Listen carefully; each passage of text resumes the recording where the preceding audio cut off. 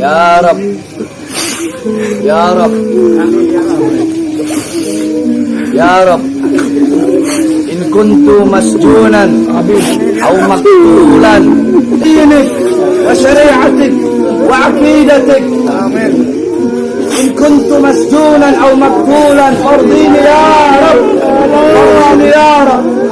Allahu Akbar, Allahu Akbar.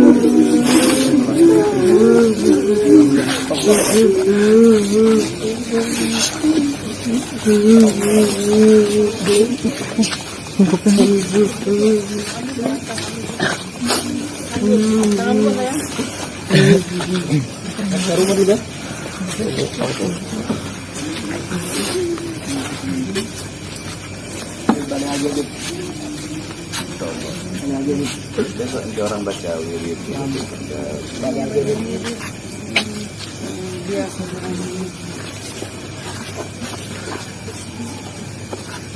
jangan mau jangan mau Mas.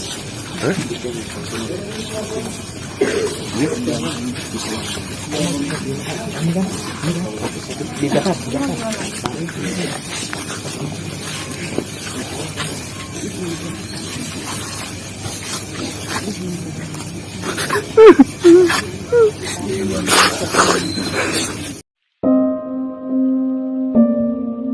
Ini adalah satu hal cacat dalam umat Islam kalau tidak ada amar ma'ruf dan nahi mungkar.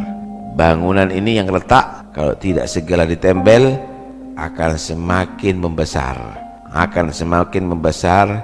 dan khawatir nanti akhirnya semakin roboh nantinya, dan dia yang harus bertanggung jawab. Karena itu wajib bagi kita untuk melaksanakan amar ma'ruf dan nahi mungkar. Dan nahi mungkar. Kalau enggak mampu, jangan membenci orang yang menegakkan amar ma'ruf dan nahi mungkar. Maka tidak ada bedanya Anda dengan setan kalau begitu. Membiarkan kesesatan, membiarkan perbuatan dosa, semakin merajalela ada di atas bumi Allah Subhanahu wa ta'ala.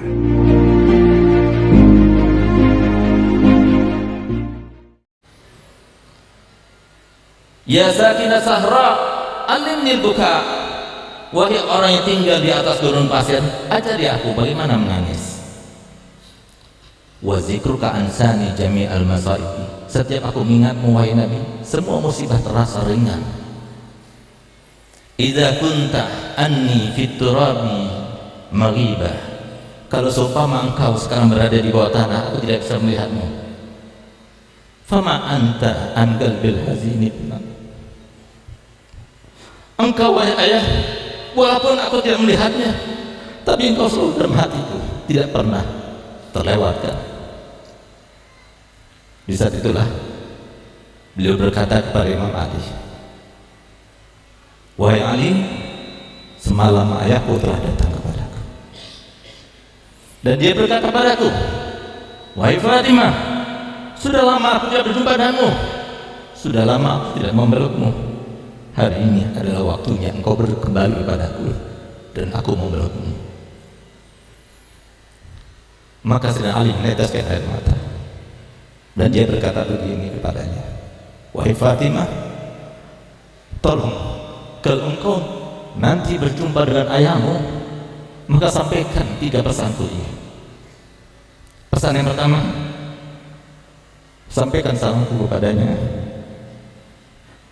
dan beritahukan kepadanya bahwa aku rindu kepadanya.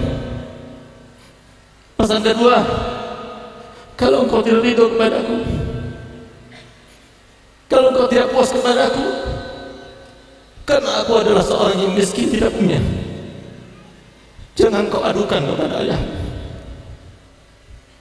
Yang ketiga, kalau nanti di padang mahsyar engkau melihat aku sedang ditarik oleh malaikat Zabaniyah, tolong selamatkan aku.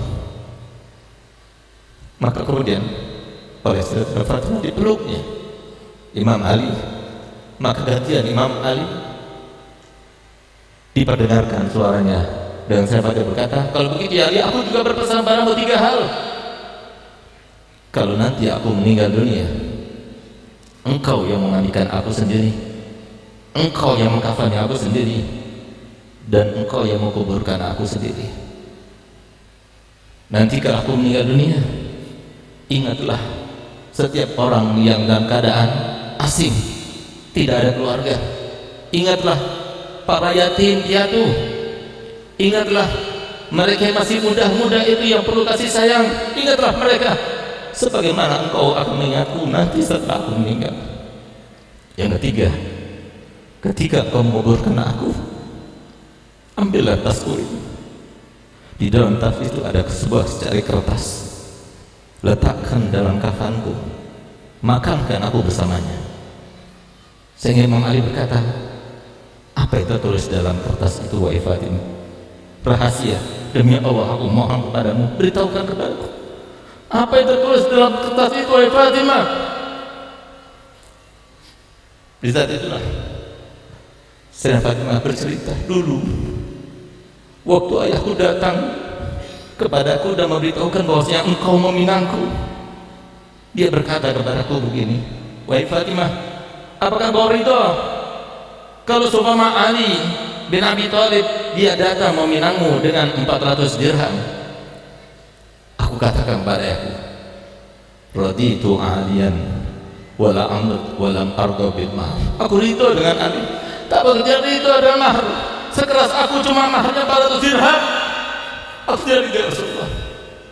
Saat itulah kemudian Jibril datang kepada Nabi Muhammad, katakan wahai Muhammad kepada Fatimah, bahwasanya Allah telah berkata, surga terbaik dan semua isinya untuk Fatimah Zahra sebagai mahar Ali bin Abi Thalib untuk Sayyidah Fatimah. Apa kata Sayyidah Fatimah? Saya sampaikan, la arda, aku tidak ridho. Lalu kemudian saya berkata kepada Nabi Muhammad, tanyakan kepadanya apa yang dia minta. Maka kemudian Sayyidah Fatimah mengatakan, aku meminta maharku adalah syafaat untuk umatnya Nabi Muhammad sallallahu alaihi wasallam.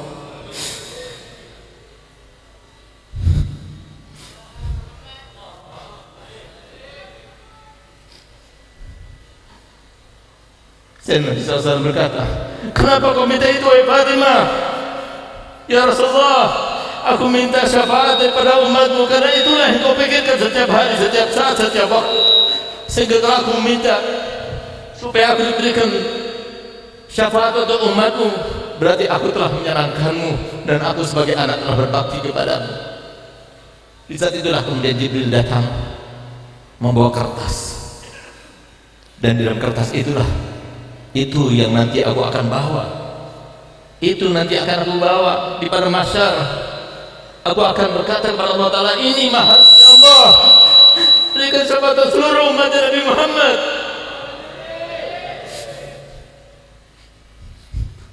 Sehingga Nabi Muhammad tahu, Nabi Muhammad tahu dia bagaimana pengorbanan putrinya, bagaimana pengorbanan para cucu-cucunya yang ketika mereka dizalimi, seandainya mereka mengangkat anaknya, pasti Allah mengabulkannya. Mereka tidak meminta itu. Sayyidina Husain radhiyallahu anhu warḍah, di saat dia tinggal seorang, hanya bersama Sayyidina Ali Zainal Abidin, ketika melawan 3.000 orang lebih, beliau dia gentar, tetap dia bawa pisaunya, dia bawa pedangnya di depan mereka. Tapi di saat beliau memandang mereka semuanya, beliau meneteskan air mata. Di mana air mata itu? Ketika menetes tampak kepada Sayyidatuna Zainab, saudaranya. Keluar Sayyidatuna Zainab, berlari dari kemahnya, mendekat pada Husain. Ya Husain, di depan mereka kau menangis. Engkau adalah anaknya Ali, engkau adalah anaknya Fatimah. Engkau menangis di depan mereka, engkau takut pada pedang mereka, engkau takut pada kematian. Maka saya berkata, wahai adikku, demi Allah, aku tidak pernah takut kepada kematian. Aku tidak pernah takut pada pedang-pedang mereka. Tapi aku menangis karena aku melihat di wajah-wajah mereka, aku nampak pada mereka, pada ya Allah, dari wajah-wajah mereka api neraka yang siap melahap mereka karena mereka telah memerangi salah satu cucu daripada Nabi Muhammad SAW. Karenanya aku menangis. Kalau seumpama kematian tidak ada di dalam ketakutanku, demi Allah, wahai Zainab, Aku setiap menghadap kepada kakekku, karena semalam aku bermimpi datukku Nabi Muhammad, dan dia berkata kepada aku, Husain, hari inilah waktunya engkau berbuka bersamaku di surga. Nabi Muhammad tahu kenapa cucunya itu begitu diingat-ingat. Uzakirukumullah fi ahli baiti, aku ingatkan kalian semua termasuk terkait dengan anak cucuku. Kenapa? Karena Nabi Muhammad tahu ketika datang iblis kepada Nabi Muhammad, lalu iblis itu berkata, aku datang kepadamu wahai Muhammad dalam keadaan terpaksa. Nabi Muhammad tidak langsung meresponnya, tapi Nabi Muhammad bertanya kepada Jibril, kenapa iblis itu datang padaku? Dan dia berkata seperti itu, ya Rasulullah, tidak ada seorang nabi pun dan rasul pun yang didatangi oleh iblis kecuali dengan maksud dan tujuan untuk menjerumuskannya ke dalam dosa demi dosa, kecuali engkau. Sekarang dia diperintahkan Allah Ta'ala untuk datang kepadamu untuk menjawab setiap pertanyaanmu. Kalau dia itu berbohong di dalam jawabannya, maka niscaya Allah akan mencabut kembali semua yang Allah janjikan kepadanya, di antaranya hidup sampai hari kiamat, bisa masuk ke dalam benak manusia dan sebagainya. Lalu Nabi Muhammad bertanya, pertanyaan pertama yang ditanyakan kepadanya, apa kata beliau? Wahai iblis, siapakah manusia yang paling kau benci? Siapakah manusia yang paling kau benci? Dijawab oleh iblis, yang paling aku benci adalah engkau dan anak keturunanmu. Yang paling aku benci adalah engkau dan setiap yang mewarisimu. Yang aku benci adalah engkau dan setiap ulama yang meneruskan perjuanganmu. Sehingga Nabi Muhammad tahu, kalau ada seorang yang ada orang yang benci kepada keluarga Nabi Muhammad, Nabi Muhammad telah mengatakan, man ahabbakum fahuwa mu'min wa man abghadakum fahuwa munafiq. Tidak ada seorang pun yang mencintai mereka, mencintai kalian, kata Muhammad, kecuali dia ada seorang mukmin. Ya Allah, ja'alna minal mu'minin ya Rabb.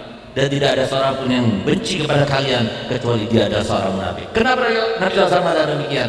Karena yang benci kepada keluarga Nabi berarti seperti iblis.